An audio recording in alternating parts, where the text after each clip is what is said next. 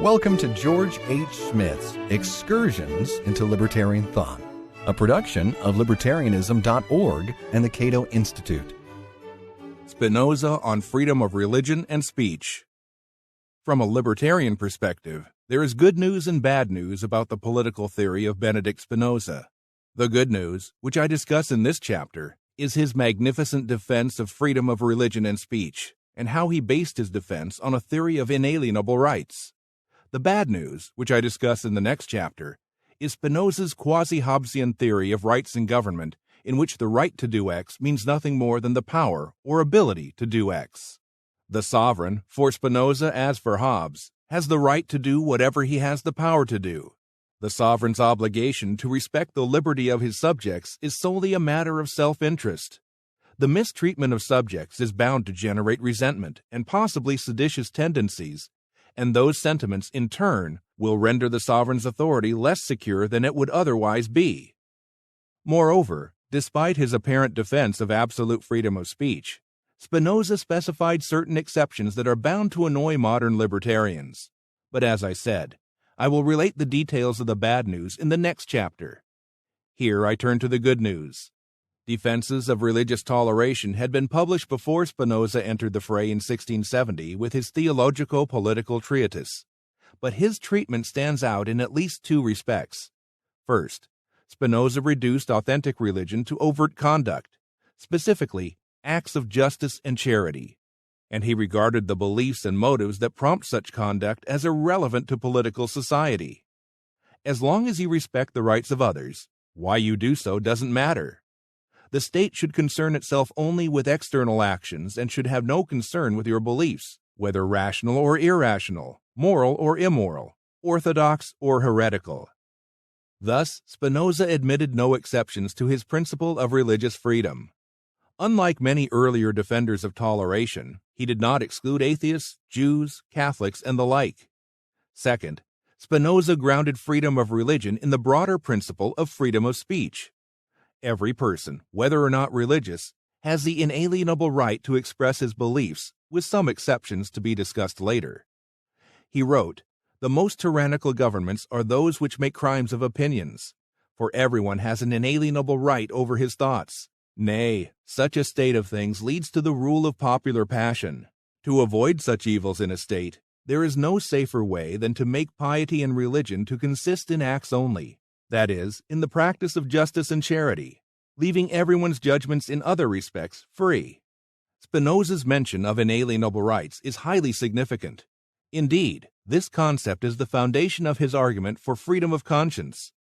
For Spinoza, as for classical liberals generally, an inalienable right is a right that is inextricably linked to man's reason and moral agency. Thus, since we literally cannot transfer our power of judgment and choice to another person, including a sovereign, we cannot transfer or otherwise abdicate our inalienable rights, even if we wish to do so.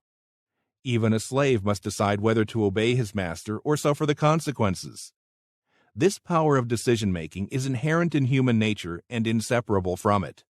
The political upshot of this theory is that, since inalienable rights can never be transferred, even with the agent's consent, no sovereign can rightfully claim dominion over those rights. See my discussion of inalienable rights in The Philosophy of the Declaration of Independence, Part 2. Spinoza put it this way: "No man's mind can possibly lie wholly at the disposition of another, for no one can willingly transfer his natural right of free reason and judgment, or be compelled to do so. For this reason, government which attempts to control minds is accounted tyrannical, and it is considered an abuse of sovereignty and a usurpation of the rights of subjects to seek to prescribe what shall be accepted as true or rejected as false, or what opinions should actuate men in their worship of God. All these questions fall within a man's natural right, which he cannot abdicate even with his own consent. When a sovereign attempts to control the beliefs of his subjects, he attempts, in effect, to do what cannot possibly be done, something that lies outside his power. When a person transfers certain rights to a sovereign with the hope of establishing a just system of law, he justly cedes the right of free action, though not of free reason. From that premise, Spinoza moved, somewhat tenuously, to the right of free speech. It is virtually impossible for people to keep silent about their core beliefs. Since, therefore, no one can abdicate his freedom of judgment and feeling, since every man is by indefeasible natural right the master of his own thoughts, it follows that men thinking in diverse and contradictory fashions cannot, without disastrous results, be compelled to speak only according to the dictates of the supreme power. Of course, Spinoza understood that freedom may be crushed to the point that people do not dare to utter a whisper save at the bidding of their ruler. But even that degree of tyranny cannot prevent people from thinking for themselves. So what will happen if a ruler exercises such power? Simply this: men will daily be thinking one thing and saying another, a practice that will weave deceit and hypocrisy into the social fabric, thereby permitting the avaricious, the flatterers, and other numbskulls to rise to the top. The truly creative and worthwhile members in such a society will not subordinate their opinions to the arbitrary decrees of a tyrant. They will become martyrs to freedom and raise feelings of pity and revenge in the general population, after which plots to overthrow the tyrant will surely emerge.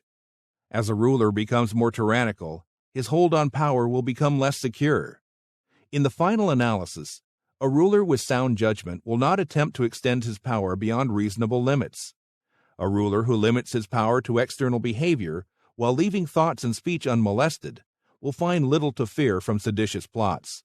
Such seditions only spring up when law enters the domain of speculative thought, and opinions are put on trial and condemned on the same footing as crimes, while those who defend and follow them are sacrificed, not to public safety, but to their opponents' hatred and cruelty. If deeds only could be made the grounds of criminal charges, and words were always allowed to pass free, such seditions would be divested of every semblance of justification, and would be separated from mere controversies by a hard and fast line. But consider the common argument that freedom of belief and speech may sometimes result in pernicious social consequences. What then? Spinoza did not deny the possibility. He simply considered it irrelevant, pointing out that the beneficial consequences of freedom far outweigh its potential harm. He also claimed that any attempt to suppress personal vices is likely to make those vices worse, not better. We cannot doubt that the best government will allow freedom of philosophical speculation no less than of religious belief. I confess that from such freedom inconveniences may sometimes arise, but what question was ever settled so wisely that no abuses could possibly spring therefrom? He who seeks to regulate everything by law is more likely to arouse vices than to reform them. It is best to grant what cannot be abolished, even though it be in itself harmful. How many evils spring from luxury, envy, avarice, drunkenness, and the like, yet these are tolerated, vices as they are, because they cannot be prevented by legal enactments. How much more, then, should free thought be granted, seeing that it is in itself a virtue and that it cannot be crushed? Such freedom is absolutely necessary for progress in science and the liberal arts, for no man follows such pursuits to advantage unless his judgment be entirely free and unhampered. Holland, in Spinoza's day, was famous for its high degree of religious freedom, and he was understandably proud of his native country. Near the beginning of his treatise, Spinoza recommended the Dutch model as an example that would eliminate much of the religious discord and strife found in other countries. Now, seeing that we have the rare happiness of living in a republic, where everyone's judgment is free and unshackled, where each may worship God as his conscience dictates, and where freedom is esteemed before all things dear and precious, I have believed that I should be undertaking no ungrateful or unprofitable task in demonstrating that not only such freedom be granted without prejudice to the public peace, but also that without such freedom piety cannot flourish nor the public peace be secure. Much later in the treatise, Spinoza discussed Amsterdam and the many benefits, including economic benefits, that had accrued from its respect for the religious freedom of everyone. The city of Amsterdam reaps the fruit of this religious freedom in its own great prosperity and in the admiration of all other people. For in this most flourishing state and most splendid city, men of every nation and religion live together in the greatest harmony, and ask no questions before trusting their goods to a fellow citizen, save whether he be rich or poor, and whether he generally acts honestly, or the reverse. His religion and sect is considered of no importance, for it has no effect before the judges in gaining or losing a cause, and there is no sect so despised that its followers, provided that they harm no one, pay every man his due, and live uprightly, are deprived of the protection of the magisterial authority. Spinoza was not the only writer to note the connection between religious freedom and commercial prosperity. Voltaire made a similar observation as a result of the years he spent in England. In Philosophical Letters, 1733, Voltaire pointed out how commercial freedom and the self-interested desire for profit tend to trump religious prejudice. Enter the London Stock Exchange, that place more respectable than many a court. You will see the deputies of all nations gathered there for the service of mankind. There the Jew, the Mohammedan, and the Christian deal with each other as if they were of the same religion, and give the name of infidel only to those who go bankrupt. There the Presbyterian trusts the Anabaptist, and the Anglican accepts the Quaker's promise. On leaving these peaceful and free assemblies, some go to the synagogue, others go to drink. This one goes to have himself baptized in the name of the Father, through the Son, to the Holy Ghost. That one has his son's foreskin cut off and Hebrew words mumbled over the child which he does not understand. Others go to their church to await the inspiration of God, their hats on their heads, and all are content. On several occasions in previous chapters, I have called attention to the fundamental role that freedom of conscience played in the evolution of classical liberalism. That focus is brilliantly illustrated in the writings of Spinoza, the much-aligned atheist.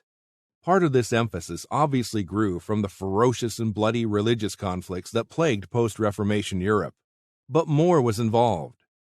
Theoretically speaking, freedom of conscience was the sun around which other freedoms, including economic freedom, revolved. As classical liberals saw the matter, freedom of conscience extends far beyond religion. Without freedom of conscience, no other freedoms are possible. This has been Excursions into Libertarian Thought, a production of Libertarianism.org and the Cato Institute. To learn more about libertarian philosophy and history, visit www.libertarianism.org.